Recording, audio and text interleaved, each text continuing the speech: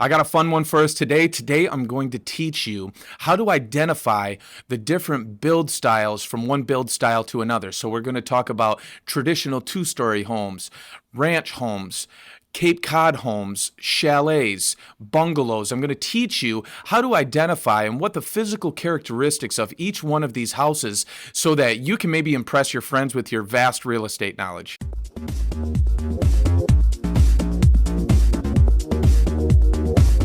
The first one that we're going to start out with today is the traditional two-story home.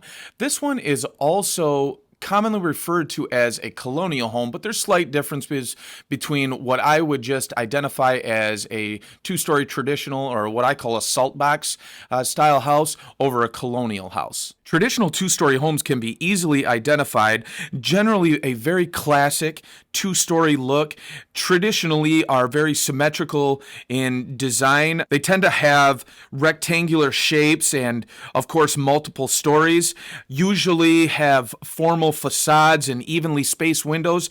The big difference that I see generally between traditional two-story homes and what I would more refer to as a colonial style home is colonials have a tendency to have some more ornate type of design on the exterior specifically, but even on the interior as well. Whereas just what I would call a salt box traditional two-story home usually is very symmetrical and evenly spaced windows. Like I said, that type of thing would differentiate a traditional two-story home over a colonial, but they're often kind of two sides of the same coin. The main benefits that I see for a traditional two-story home is, generally speaking, these homes are timeless and will always have appeal to the buyer's market.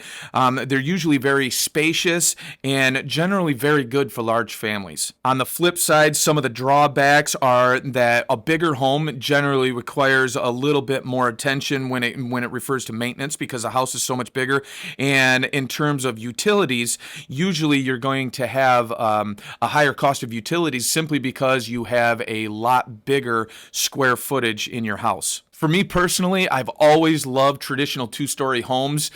Growing up, I always fantasized about living in a traditional two-story home, and I'm very excited and blessed that that's the type of home that I live in now. I've always wanted to raise my family in a traditional two-story home. On to the ranch-style home. Ranch-style homes are probably one of the most common build styles that you'll see in the United States. Often very easily recognizable as a single-story, rectangular in shape, generally speaking, running parallel to the road. Most of them have one single story, but where I live, a lot of them have a basement as well. Usually a ranch-style home has a horizontal profile and are usually quite simple and uncluttered on the exterior. I've always loved ranch-style homes, and they're always highly sought after because they have a high convenience for people who are not able to navigate around a two-story home with the stairs.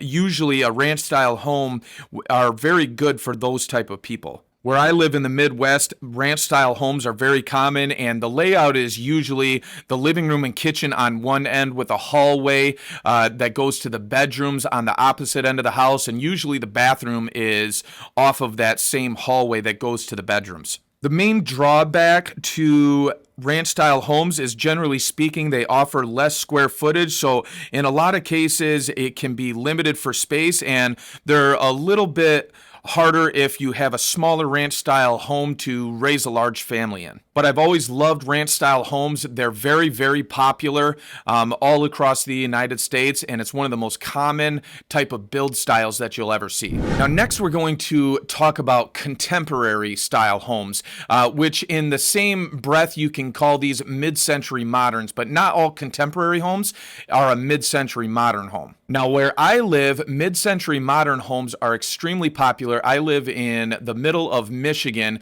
and mid-century modern homes are very, very popular here. Mid-century modern homes are usually characterized as these sleek and often minimalist designs with lots of clean lines and flat surfaces. They're generally very easily recognizable once you learn how to recognize them. Most often, mid-century modern homes are featuring huge windows and very open floor plans, usually use a lot of glass and modern materials. Some are even made out of metal, and some are even made out of concrete where I live. The main benefit to contemporary style homes or mid-century modern homes is that they're usually very, very unique, and it's often that you'll find that they are abundant in natural light and very open floor plans with mid-century modern homes. A lot of them have a tendency to be very energy efficient and have a lot of modern advancements as it relates to design and architecture. I'd say one of the biggest drawbacks is that generally speaking, it is quite expensive to have one of these homes built, as it requires a specific type of architecture, and usually they're not like a cookie cutter type of layout. So generally you're going to have a custom build when you actually have a mid-century modern home or a contemporary home built. Also, mid-century moderns have a tendency to have very unique kitchens, which is another thing that I really like, but that's the mid-century modern home. I love these. They're very popular all over the country, and of course, very popular where I live. Next up is the Cape Cod style home. Cape Cod style homes originated in the New England area, specifically in the New England coastal towns. Cape Cod style homes generally appear as having very charming and symmetrical design with steep roofs, and I think the most popular characteristic, how I always know it's a Cape Cod, are those dormer windows. Usually the dormer windows are on the front of the house, and it's very common that Cape Cod style homes also have unique exterior wall coverings like clapboard or even shingle siding in many cases. Cape Cod style homes are very popular, especially on the East Coast, but these are one of the type of homes that you're probably going to see all across the country. And last but not least is the bungalow. Now this one's a little bit close to my heart because I actually personally grew up in a bungalow home. Bungalow style homes, I usually identify them as almost being similar to a ranch in the sense that it's narrow and long, but in a bungalow style home, it's slightly different because it doesn't run parallel to the road. It actually runs perpendicular to the road. Another thing that makes a bungalow style home very easy to identify is that very commonly a bungalow will have a big covered porch on the front of it. Usually you'll walk in and the layout is very open. A lot of the time in a bungalow style home, you'll have bedrooms actually off of the living room as you walk in the front door. I tend to see bungalows most often in big cities that have very small lots, because you can build a bungalow with the depth of the lot rather than needing a bunch of footage on the street front.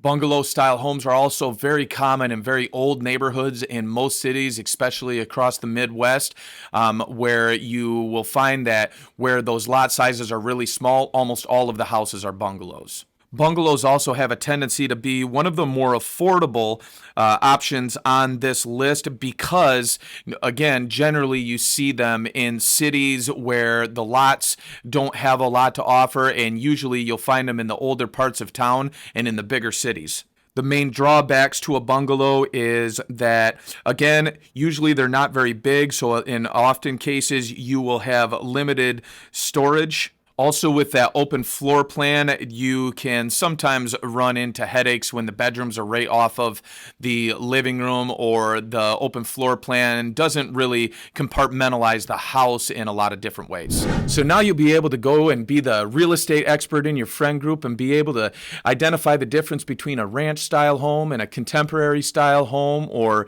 a bungalow versus a chalet. Another thing to know is that it's very common to combine some of these different style homes. It's often you'll see a contemporary ranch or a traditional style house that's also a bungalow. It's not a one-size-fits-all. This video was just meant to have some fun and teach you guys how to identify the differences and the benefits and drawbacks between all of the most common different build styles, at least in the United States. If you like this video, please give it a like and a share, and as always, thanks for watching.